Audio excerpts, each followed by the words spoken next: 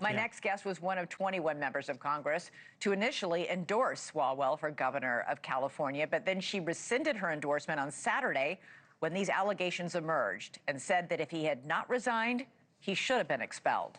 Democratic Congressman from Arizona, Adelita Grijalva, joins me now. Thank you so much. First, your reaction to these newest revelations out today against Congressman Swalwell. It's like every hour there's another woman coming forward.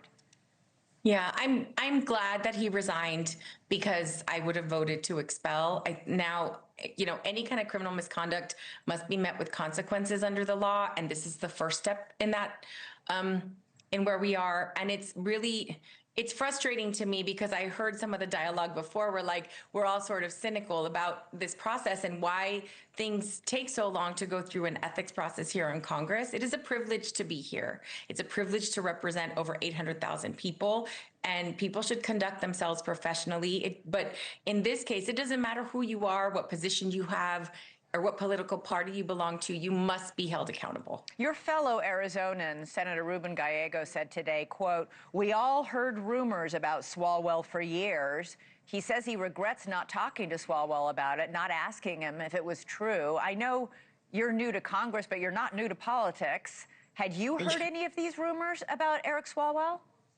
Absolutely not. I hadn't heard any. And, I think that I'm not unfamiliar with politics in Tucson and in Pima County, not at this congressional level. And had I known any even rumors of it, I would have completely stayed out of that race. But Senator Gallego isn't the only Democrat or Republican to say that they'd heard these rumors for years. Many of them say, yeah, we'd heard this gossip and all these rumors. Why didn't anybody call him out? And that's where my frustration lies. If you've heard these things, then you need to call them out. When you're silent, you're complicit. And what we need to do more often is support survivors and prevent this kind of stuff from happening.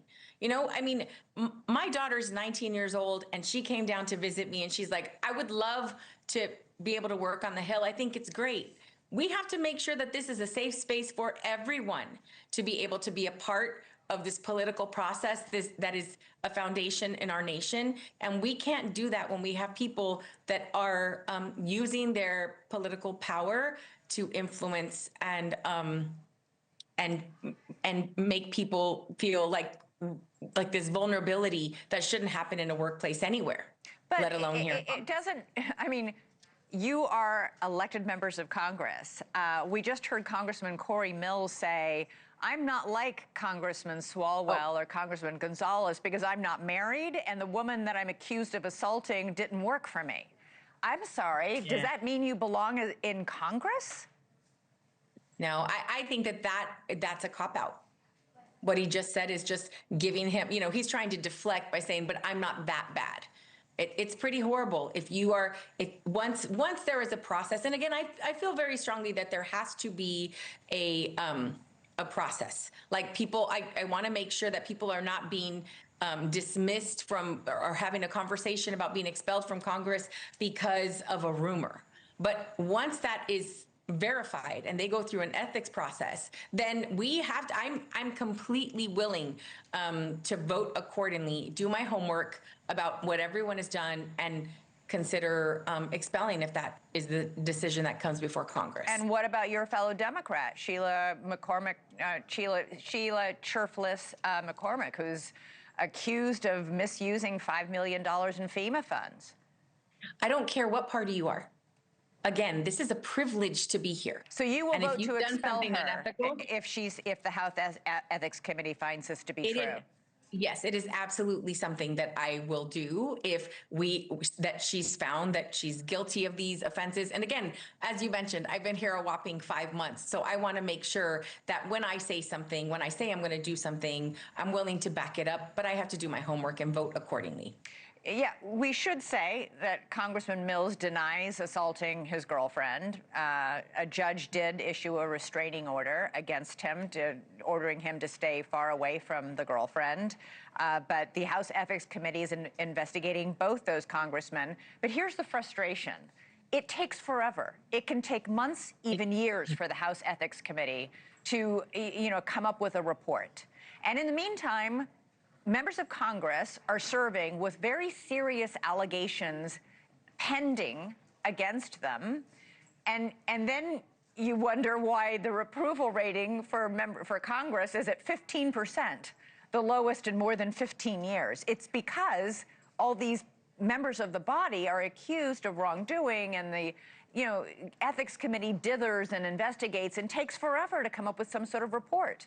I used to run a juvenile diversion program, so I'm pretty familiar with court processes. And there are situations where people are left out on bond because it's a relatively minor offense.